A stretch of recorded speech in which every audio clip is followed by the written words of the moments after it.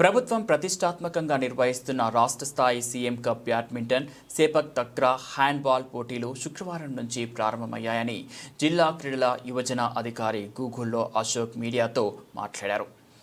హన్మకొండ జవహర్లాల్ నెహ్రూ స్టేడియంలో Erragattu kids engineering కాలేజ్లో 29వ తేదీ వరకు ఈ పోటీలు జరగనున్నాయి. రాష్ట్రంలోని అన్ని జిల్లాల నుంచి 1000 మంది క్రీడాకారులు, 250 మంది సాంకేతిక అధికారులు, కోచ్లు, మేనేజర్లు హాజరవుతున్నారు.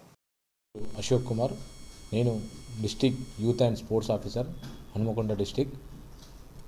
మనము నిన్న నుండి మనకు వివిధ జిల్లాల నుంచి 33 జిల్లాల నుంచి చీఫ్ మినిస్టర్ కప్కి దాదాపు ఒక 1000 మంది దాకా వచ్చారు. ప్లేయర్స్ అండ్ కోచ్ మేనేజర్ అందరు కలిపి 1200 మంది దాకా మనకు 33 జిల్లాల నుంచి వచ్చారు.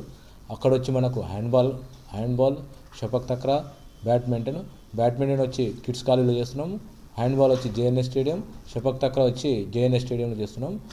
అయితే ఈరోజు ఉదయం ఇనాగరేషన్ ఉండే, బట్ ఇనాగరేషన్ మనకు నిన్ననే తెలిసింది, మన మాజీ ప్రధానమంత్రి గారు జరిగారని తెలిసింది.